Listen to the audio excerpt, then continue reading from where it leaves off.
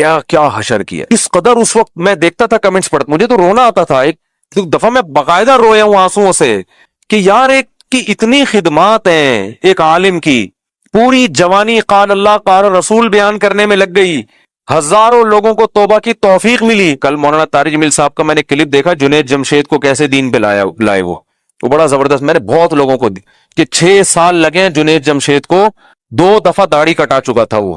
تو بہت سے لوگ کہہ رہے تھے یہ منافق ہے 2 نمبر ہے. انہوں نے کہا بھائی ہم فتویٰ دینے کے لیے نہیں ہے منافق کون ہے 2 نمبر کون ہے, ہم دائی ہیں, ہمارا کام ہے لے کر آنا. 2 دفعہ توبہ توڑ دی ہے. تبلیغ میں 4 مہینے لگا کے جنید جمشید نے اتنی بڑی داڑھی رکھی, اتنا مولانا نے اس کو محبت دی, راتیں اس کے ساتھ گزاری. جیسے ہی گھر گیا دوبارہ کلین شیف, ٹھیک ہے نا, دوبارہ کیا. اب بہت سے لوگوں نے کہا بندہ ہی منافق ہے, اس کو تو چھوڑ دو, داڑھی رکھ کے کٹاتا ہے. مولانا نے نہیں چھوڑا. مولانا وہ جنید جمشید کوئی وزیر اعظم تھا یا کوئی قوم کا وڈیرا تھا, مولانا طارق جمیل صاحب نے نہیں چھوڑا. فرمایا نہیں بھائی ٹھیکیدار ہم تھوڑی ہیں, وہ تو اللہ نے جو بدلہ لینا ہوگا وہ اللہ لے گا. ہمارا کام ہے ادعو الی ربک ادعو الی سبیل ربک بالحکمت والموعظۃ الحسنہ, اپنے رب کی طرف حکمت کے ساتھ لوگوں کو بلاؤ. تو ہم تو دائی ہیں بھائی, ہم بلانے والے لوگ ہیں, بھگانے والے تھوڑی ہیں. پہلے اپنی پوزیشن تو انسان دیکھے کہ میں ہوں کیا. اگر آپ پولیس میں ہیں, ٹھیک ہے نا, آپ علاقے کے ایس ایچ او ہیں, تو آپ کی ذمہ داریاں کچھ اور ہیں. ایس ایچ او چور کو 4 مہینے کے لیے نہیں بھیجے گا. ایک صاحب نے مجھے کہا تبلیغ والوں کے پاس ایک چور گیا, بجائے پولیس کے حوالے کرنے کے 4 مہینے کے لیے بھیج دیا اس کو انہوں نے. میں نے کہا اس لیے 4 مہینے کے لیے بھیجا کہ تاکہ یہ چوری چھوڑ دے, کیونکہ وہ رائے گیا ہے, وہ تھانے نہیں گیا. آئی بات, وہ کہاں گیا ہے, ایس ایچ او کے پاس. اگر وہ آتا تو ایس ایچ او جو بیٹھا ہوا ہے نا علاقے میں, وہ اس کا پابند ہے کہ چور کو پکڑ کے جیل میں ڈالنا ہے, آپ نے تبلیغ میں نہیں بھیجنا. تو اگر ایس ایچ او یہ کام کرتا تو میں اعتراض کرتا کہ وہ اپنی تنخواہ کو حلال نہیں کر رہا, وہ حرام کر رہا ہے. اس کی ذمہ داری ہے چور کو پکڑ کے کہاں بھیجے, جیل میں ڈالے, کیس چلے اس کے اوپر. تبلیغ والے دائی ہیں, وہ تھانے دار نہیں ہے. ان کا یہ کام ہے کہ بھائی کتنا بڑا مجرم ہو, 100 انسانوں کا قاتل ہو, آپ کا کام اس کی اصلاح کی کوشش ہے. یہ کیس چلانا یہ آپ کا کام نہیں ہے. صحیح بخاری صحیح مسلم کی حدیث ہے کہ بنی اسرائیل میں ایک شخص نے 99 انسانوں کو قتل کیا, اور وہ گیا, صحیح بخاری مسلم کی حدیث ہے کہ وہ گیا, اس نے لوگوں سے پوچھا کہ میں نے بہت سارے, مجھے کسی عالم کا پتہ بتاؤ, میں اس سے مسئلہ پوچھنا چاہتا ہوں. لوگوں یہ نہیں کہا میں نے 99 کو قتل کیا, لوگ پڑھ کے اندر کر دیتے اس کو. اس نے کہا بھائی مجھے کوئی عالم کا پتہ بتاؤ. حدیث میں آتا ہے فضل اللہ علی راہبن, لوگوں نے عالم کے بجائے راہب جو صوفی ٹائپ کے ہوتے ہیں نا, عبادت گزار, کیونکہ لوگوں کو عقیدت ان سے زیادہ ہوتی ہے, علماء سے کم ہوتی ہے. لوگ کہتے ہیں علماء تو ٹماٹر بھی خرید رہے ہیں, شادیاں بھی کر رہے ہیں, بچے بھی پیدا ہو رہے ہیں, اور ادھر بھی جا رہے ہیں, کبھی بائک پہ جا رہے ہیں کبھی. اور یہ جو صوفی ٹائپ کے ہوتے ہیں یہ ہر وقت مراقبہ سینٹر, جو صحیح صوفی ہیں ان کی بات نہیں کر رہا میں, صحیح صوفیوں کی بات نہیں کر رہا. تو جو عام طور پر جن سے لوگ متاثر ہوتے ہیں نا عامی لوگ, وہ تو اسی ٹائپ کے صوفی, بس چادر لے کے بیٹھے ہوئے اور ہلا ہی نہیں آ رہا ان سے. پولیس آ کے حضرت کو اٹھاتی ہے ورنہ اٹھ ہی نہیں سکتے یہ. تو جو بدعتی ٹائپ کے صوفی ہوتے ہیں, مراقبے سینٹر, نیلی روشنی پیلی روشنی, ان چکروں میں گھمایا ہوا ہے لوگوں کو کہ نیلی روشنی کا مراقبہ ہو رہا ہے تو گلابی روشنی کا مراقبہ ہو رہا ہے, پتہ نہیں کیا کیا ہو رہا ہے. تو وہ چلا گیا راہب کے پاس, اور راہب سے کہنے لگا کہ میں نے 99 انسانوں کو قتل کیا ہے, کیا میری توبہ قبول ہوگی؟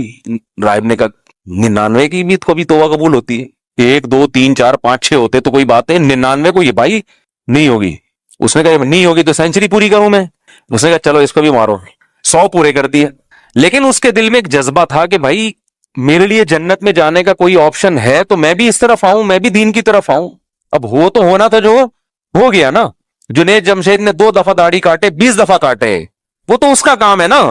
پھر بھی اللہ نے موت سے پہلے توبہ کا راستہ کھولا ہوا ہے. جب اللہ نے کھولا ہوا ہے تو کوئی بھی اس کو بند نہیں کر سکتا, کوئی بھی نہیں بند کر سکتا, نہ کوئی مفتی بند کر سکتا ہے, نہ کوئی عالم بند کر سکتا ہے. تو جب اللہ نے راستہ, تو وہ پھر اس نے لوگوں سے پوچھا کہ کسی عالم کا پتہ بتاؤ. تو لوگوں نے, حدیث میں آتا ہے فضل علی رجل عالمین, لوگوں نے عالم کا پتہ بتایا. اس سے علماء کی فضیلت پتہ چلتی ہے, عالم نے کیسا بہترین گائیڈ کیا. تو حدیث میں آتا ہے فَأَتَاهُ فَقَالَ إِنَّهُ قَتَلَ 100 نَفْسٍ فَهَلْ لَهُ مِن تَوْبَةٍ, میں نے 100 انسانوں کو قتل کیا ہے, کیا میری توبہ قبول ہوگی؟ اب جو لوگ یہ کہتے ہیں نا تبلیغ والے چور کو بھی اور قاتل کو بھی تبلیغ میں بھیج دیتے ہیں, پولیس کے حوالے نہیں کرتے, ان کا اس حدیث میں جواب ہے. ان عالم کو چاہیے تھا فوراً تھانے فون کرتا, 100 بندوں کا قاتل موسٹ وانٹڈ جن کی اتنی FIR کٹی ہوئی ہیں میرے پاس ہے، آ جاؤ. کیا خیال ہے؟ کرنا چاہیے تھا نا. نا ان کو یہ الاؤ نہیں تھا. ایک آدمی خود چل کے آیا ہے، توبہ کے ارادے سے اپنی اصلاح کرنا چاہتا ہے. ابھی پولیس کو نہیں فون کریں گے آپ، ابھی اس کو توبہ کا طریقہ بتائیں گے. بھائی یہ آپشن ہے. باقی پولیس جانو، تم جانو، جن بندوں کو تم نے مارے ان کے لواحقین جانے، وہ تمہارا ہیڈک ہے. ہاں وہ تمہارے جس کو مارا ہے اس کا کوئی چاچا ماموں مل جائے تو وہ پکڑ لے تو وہ تمہارا ہیڈک ہے، پھر میں چھڑوانے نہیں آؤں گا. تو ان عالم نے کیا فرمایا؟ نام من یحول بینہ و بین التوبہ. کیوں نہیں توبہ قبول ہوگی بھائی؟ کس نے کہہ دیا؟ کیسا اپریشیٹ کیا جا رہا ہے اس. یہ ہے داعی، یعنی وہ عالم مسئلہ بھی بتا رہے ہیں اور دین کی دعوت بھی دے رہے ہیں. صرف فتویٰ نہیں دے رہے کہ تو نے چونکہ 100 آدمیوں کو قتل کیا ہے، یا تو یہ فتویٰ دیتے تو جائے گا ہی جہنم میں، اور 1-2 کے بعد آ جاتا نا، اب 100 کے بعد آ رہا ہے. یہ بھی فتویٰ نہیں دیا کہ ہاں تیری توبہ قبول ہوگی. بس اس فتوے پر اکتفا نہیں کیا، فتوے کے ساتھ ساتھ اس کو گائیڈ کیا ہے، دین کی دعوت دی ہے، اس کو طریقہ بتایا ہے کہ بھائی تو ایسا کر، تو 100 انسانوں کو قتل تو کر چکا ہے، لیکن تو اگر توبہ کر لے گا نا تو توبہ تجھ سے دوبارہ ٹوٹے گی، پھر کوئی پیسے کی لالچ دے گا، بندہ مار دے گا.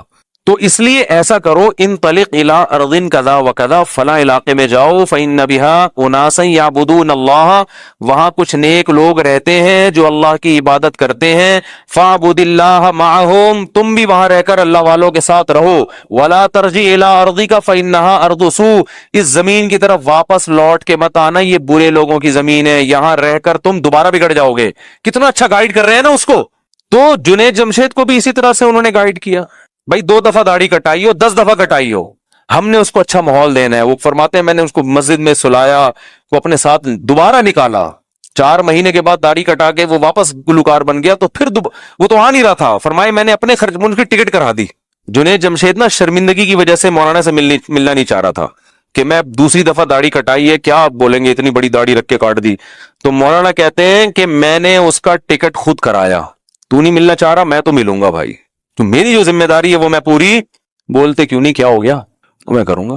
وہ اس کو شرم آ رہی تھی، کہا نہیں بھائی ٹکٹ کرا دیا، آ جاؤ. تو آ گیا. پھر اس پہ دوبارہ سے تبلیغ والے مسالے لے کے بیٹھے ہوئے ہوتے ہیں دوبارہ سے. وہ انسان بنانے والا جونپور کا قصہ تو بہت دفعہ سنا ہے نا. جونپور کا قصہ نہیں سنا کبھی آپ نے؟ وہ بہت دفعہ سن چکے، چھوڑو وہ پھر لوگ بور ہو جاتے ہیں. وہ ایک دیہاتی گیا نا، کیا کریں پھر بات آ گئی ہے. ایک دیہاتی گیا، کسی قاری صاحب کو دیکھا، قاری صاحب کسی بچے کو کہہ رہے ہیں کم بخت تو گدھا تھا، میں نے تجھے انسان بنایا، یعنی انسان بنائے، تربیت کی. وہ دیہاتی بڑا حیران ہوا، ابھی یہاں گدھوں کو بھی انسان بنا دیتے ہیں. وہ بیچارہ اس کو نہیں پتا تھے شہری زبان کے محاورے، تو وہ اپنا گدھا لے کر آیا، قاری صاحب اس کو بھی انسان بنا دو، قاری صاحب اس کو بھی. اب قاری صاحب کو مذاق سوجا، انہوں نے کہا یہ تو بہت ہی بیوقوف ہے. قاری صاحب نے کہا ٹھیک ہے چھوڑ جاؤ، مسالہ لگانا پڑے گا، انسان بن جائے گا. اب وہ 3-4 دن کے بعد آیا، قاری صاحب میرا گدھا انسان بن گیا. اس نے کہا وہ مسالہ زیادہ لگ گیا تھا، وہ نارمل انسان نہیں اعلیٰ درجے کا انسان بن گیا، اور وہ جونپور کا قاضی بن گیا، جج بن گیا ہے. چھوٹا نہیں ہوتا نا جج، تو بہت بڑا عہدہ ہوتا ہے. اب وہ جو جونپور کا جج ہے نا، وہ تیرا کیا ہے، وہ تیرا بیٹا ہے، تیرا گدھا ہے جو ہے نا، میں نے جونپور کا جج بنا دیا اس کو. اب یہ گیا جونپور، قاضی صاحب بیٹھے ہوئے فیصلے کرنے ہیں. یہ قاضی صاحب سے کہتا ہے، یوں کر کے بلا رہے، قاضی کو غصہ آیا، کیا مسئلہ ہے بھائی؟ پھر گھاس لایا نا، ہوش ہوش ہوش ہوش. تو قاضی صاحب کو غصہ ہے، کیا کر رہا ہے؟ کہہ رہے زیادہ غصہ نہیں کر، تو گدھا، تو تجھے مسالہ زیادہ لگ گیا ہے. تو تبلیغ والے بھی پبلک کو پکڑ کے کیا کرتے ہیں، مسالہ لگانا شروع کر دیں. 6 نمبر ہو گئے، پھر صبح شام نیک لوگوں کے ساتھ اٹھنا بیٹھنا. تو جنید جمشید کو بھی حضرت مولانا نے مسالہ لگا کے بہت زیادہ مسالہ، تیسری دفعہ جو مسالہ لگا نا، ٹھیک ہے نا، اس میں پپیتا بھی لگایا انہوں نے، ٹھیک. تو وہ پھر توبہ کر لی اسے سچی، اور موت کس پر ہوئی ہے؟ توبہ پر. کتنی بڑی فضیلت ہے یار. حدیث میں آتا ہے عمل کا مدار خاتمے پر ہے. اگر وہ اسی داڑھی کٹائی ہوئی حالت میں جہاز کریش ہو جاتا تو برے عمل پر موت ہوتی. وہ جو 2 دفعہ داڑھی رکھی وہ قبول نہ ہوتی. لیکن جب موت ہوئی ہے تو داڑھی بڑھ چکی تھی، تو وہ 2 دفعہ جو رکھ کے کٹائی ہے وہ معاف ہو گیا، کیونکہ حدیث میں آتا ہے عمل خاتمے پر ہے، کہ اینڈ کیسا ہوا ہے آپ کا. کتنا بڑا مولانا کا احسان ہوا نا. ایسے پتہ نہیں کتنے لوگوں کی ہدایت کا ذریعہ بنے. تو بھائی اگر کچھ چیزوں میں وہ آپ کی پالیسیوں سے ہٹ کے چل رہے ہیں، کہ ان کو برا بلا کہہ رہے ہو کہ حکومت کے پٹھو اور حکومت کے لالچی اور جو ہے نا بادشاہوں کے درباروں میں جانے والے درباری ملا، یہ سب چیزیں لوگ لکھ رہے ہوتے ہیں، تو آپ کو کیا خدا سے کا خوف نہیں ہے؟ آپ کو ڈر نہیں لگتا کہ اللہ کو بھی ان باتوں کا جواب دینا ہے؟ اگر کوئی کسی وزیر اعظم کے یا کسی بادشاہ کے دربار پہ جا رہا ہے، اچھی سوچ بھی تو رکھ سکتے ہو نا، سمجھانے کے لیے جا رہا ہوگا، قریب کرنے کے لیے جا رہا ہوگا. اسلام میں کب ہے کہ بادشاہ کے دربار میں نہیں جا سکتے؟ آپ کو قرآن و حدیث سے کوئی دلیل دکھاؤ. لوگ مجھے بھیجتے ہیں کہ وہ فلاں بزرگ نے بادشاہ کے ساتھ یہ بدسلوکی کی تھی، بادشاہ نے بلایا تو بھی نہیں گئے.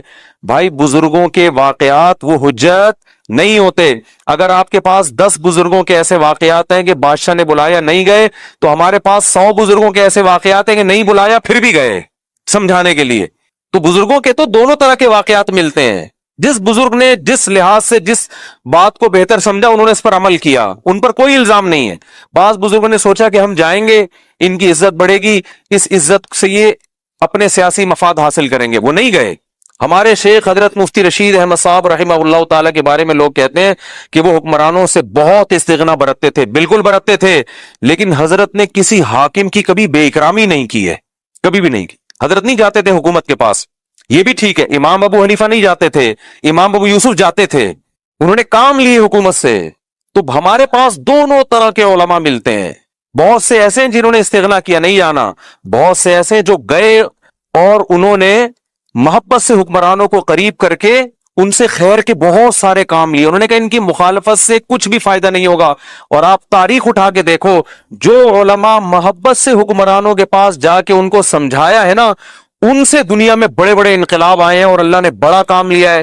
جنہوں نے استغنا برتا، ہم ان کی بھی اچھی تعویل کرتے ہیں، ان کی نیت اچھی تھی، لیکن ان سے بڑا کام نہیں ہوا کوئی. بس یہ تو امپریشن گیا کہ علماء میں استغنا ہوتا ہے، لیکن کوئی بڑا کام نہیں اللہ نے ان سے لیا. بار بار میں مثال دیتا ہوں اپنے بیان میں کہ اکبر بادشاہ جو بالکل ملحد ہو چکا تھا، مجدد الفسانی رحمت اللہ علیہ اکبر بادشاہ کے دربار میں خود گئے ہیں، بادشاہوں کو قریب کیا، شہزادوں کو قریب کیا. شہزادے کو یہاں تک بولا، اس وقت بہت سے علماء نے ان کی بھی مخالفت کی مجدد الفسانی رحمت اللہ علیہ کی، کہ یار یہ بادشاہوں کے پاس جا رہے ہیں، شہزادوں کے پاس جا رہے ہیں. وہ یہ کہتے تھے دیکھو ہم بغاوت نہیں کر سکتے، ان سے حکومت نہیں چھین سکتے، ہمارے پاس طاقت نہیں ہے، حکمران یہی ہیں. اگر ان کی مخالفت کرو گے اپنا بگاڑنے کے علاوہ کچھ بھی حاصل نہیں ہوگا. کل یہ پکڑ کے جیل میں ڈال دیں گے. جو تھوڑی بہت خیر کا کام ہو رہا ہے اس سے بھی ہم جائیں گے. تو کیوں نہ ہم مسلمانوں کے مفاد میں ان کے پاس جائیں بغیر کسی لالچ کے. ہم ان سے ہدیے نہیں لیں گے، ہم ان سے 1 روپیہ بھی نہیں لیں گے. تو کیوں نہ ہم پورے ہندوستان کو، اکبر بادشاہ تو وہ بادشاہ تھا جس نے ایک نیا دین بنا دیا تھا. سور کے گوشت کا حلال ہونے کا اس نے فتوا دیا تھا، اور مورتیاں ہندو عیسائی اور اسلام سب کو مرج کر کے ایسا کچومر نکال دیا تھا کہ بہت ہی بیڑا غرق کر دیا تھا اس نے ہندوستان میں دین کا.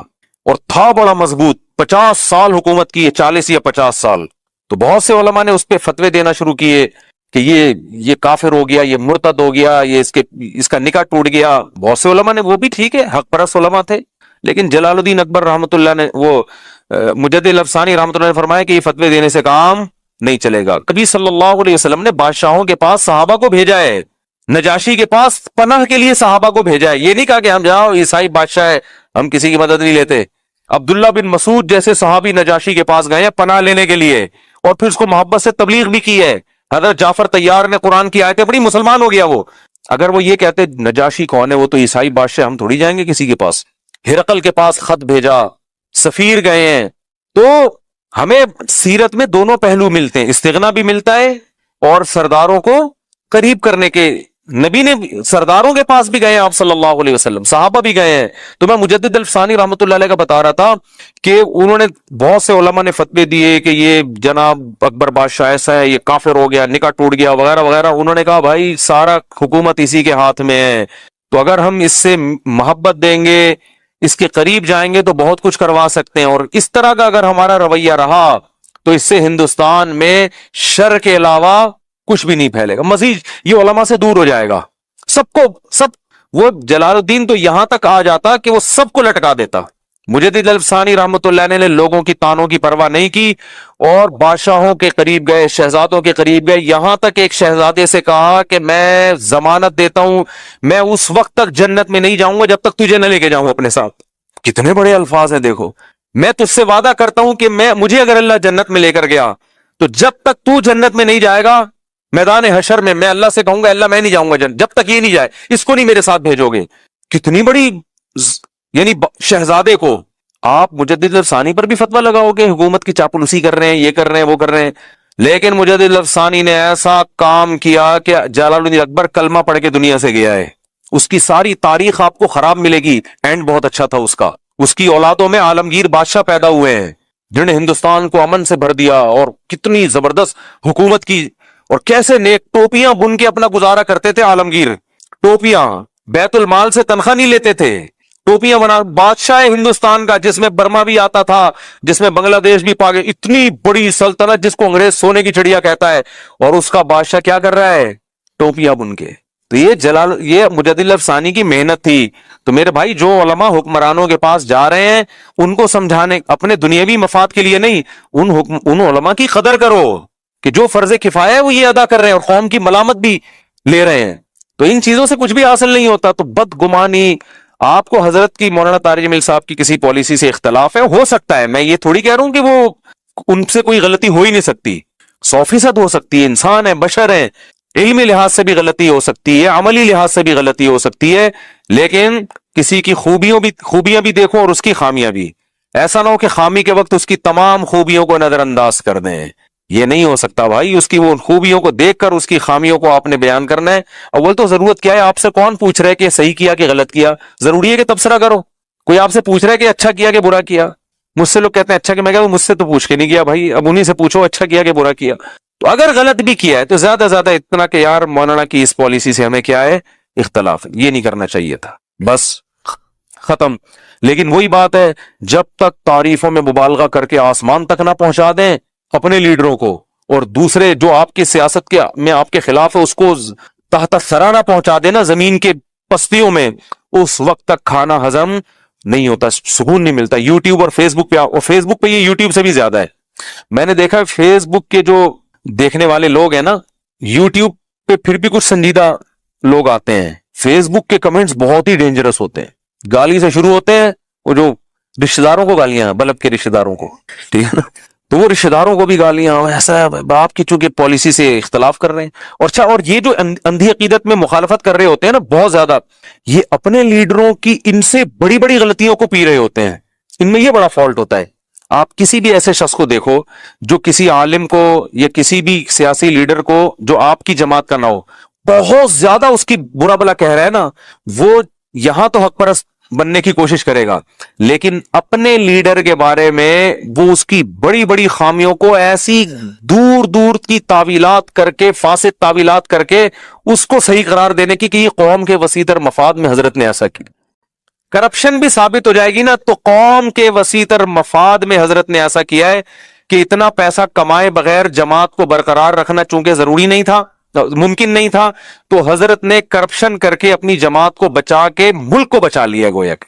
یعنی ہر الٹی چیز پہ بھی آپ لیبل کیا لگائیں گے اگر آپ کو عقیدت ہے؟ تو یہی اندھی عقیدت ہے جس کی میں باتیں کر رہا ہوں یہاں پہ. اعتدال اچھی چیز نہیں، شروع سے ہی تمیز سے چلو بھائی، بہت اچھے ہیں، اتنے نہیں جتنا آپ کہہ رہے ہیں، تھوڑا سا کم کر لو. میں وہ جمعے کے بیان میں بھی ایک بات کہی تھی کہ آپ کی جو سیاسی لیڈر ہے نا، اس کے بارے میں آپ یہ عقیدہ رکھو کہ بہت اچھے ہیں. کیا عقیدہ رکھو؟ بہت اچھے. یہ اس لیے کہ تبھی تو ان کی جماعت میں ہو، ورنہ اچھے نہیں ہے تو جماعت میں کیا کر رہے ہو پھر؟ تو آپ یہ عقیدہ رکھو بہت اچھے ہیں، اتنے نہیں جتنے ہمارے کارکن سمجھ رہے ہیں، اس سے تھوڑا سا کم. آئی بس یہ بول دیا کرو زبان سے. ہم جس سیاسی جماعت کو فالو کر رہے ہیں، ہمارے لیڈر بہت اچھے ہیں، اتنے بھی نہیں جتنا ہم سمجھ رہے ہیں. اور آپ کے مخالف پارٹی کا جو لیڈر ہے اس کو بولو یہ صحیح آدمی نہیں ہے. اگر ہوتا تو ہم اس میں ہوتے ہیں نا پھر، لیکن اتنا برا نہیں ہے جتنا ہم بولو سمجھ رہے ہیں. اتنا بھی کر لو گے تو شاید قیامت کے دن بخشش ہو جائے گی. جیسے معین اختر نے کہا تھا کہ میں عربی ڈرامے دیکھتا ہوں، شاید بخشش ہو جائے قیامت میں. اللہ کہے گا تو انگلش بھی دیکھ سکتا تھا، تو ہندی ڈرامے بھی دیکھ سکتا تھا جہاں اتنی بے حیائی تھی.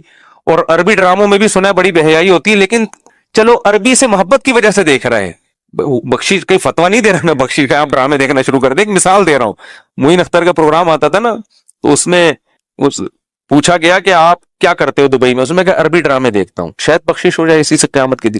تو میں بھی اچھی تعویل کر کے کہہ رہا ہوں کہ اگر آپ اتنا عقیدہ رکھ لو کہ میرا جو لیڈر ہے وہ اچھا ہے، اتنا نہیں جتنا ہم لوگ سمجھ رہے ہیں، 2 نمبریاں بھی بہت ہیں، کچھ اتنے بھی نیک نہیں ہیں، وہ بہت کچھ ہے، الٹا سیدھا بھی بہت چل رہا ہے. ٹھیک ہے نا، چلو چل رہا ہے، سبھی چلا رہے ہیں تو انہوں نے بھی چلا لیا. ٹھیک ہے نا، ٹھیک ہے نا. جہاں سب کے اتنے چترول قیامت میں لگ رہے ہوں گے، 2-4 ان کے بھی لگ جائیں گے. ٹھیک ہے نا، بس یہ یہ سوچا کرو. اور سامنے والے کے بارے میں جو آپ کے اپوزیشن میں جو آپ کے مخالف ہے اس کے بارے میں کہ یار یہ برا آدمی ہے، اتنا نہیں جتنا ہم کہہ رہے ہیں، اس سے تھوڑا سا کیا ہے کم ہے. تو یہ سیٹنگ اگر آ جائے نا تو بہت حساب کتاب کیا ہو جائے گا، اچھا ہو جائے گا. تو خیر، ام لہم شرکاء فلیاتوا بشرکائہم ان کانوا صادقین، اللہ فرماتے ہیں کیا ان کے شرکاء ہیں تو وہ لے آئے ہمارے سامنے، ہم بھی دیکھ لیں کون ان کو قیامت کے دن بخشوائے گا. ذرا لائیں تو صحیح نا، کوئی کون ہم سے زبردستی کون بات منوا سکتا ہے. ام لہم سلم یستمعون فیہ فلیاتی، وہ کیا ہے بھئی قرآن کی آیت یار، یہ میں روز ہر دوسرے دن فجر میں یہ تلاوت کرتا ہوں یہ سورت میں. ام لہم سلم یستمعون فیہ فلیاتی مستمعہم ان کانوا صادقین، کیا ان کے پاس کوئی سیڑھیاں ہے جہاں چڑھ کے یہ اللہ کی باتیں سن لیتے ہیں؟ ان کو پتہ چلتا ہے کہ اللہ نے میرے بارے میں کہا ہے کہ یہ جنت میں جائے گا اور اس کے بارے میں کہا ہے کہ یہ جہنم میں جائے گا، اور کرائیٹیریا انہوں نے خود حق اور برائی کا بنایا ہوا ہے. تو ان کے پاس تو کوئی دلیل نہیں ہے. جب ان کے پاس نہیں ہے تو جس جبریل اور جس فرشتے کے ذریعے ہم جو کلام کر رہے ہیں اسی پر ایمان لے آؤ، وہی دلیل ہے.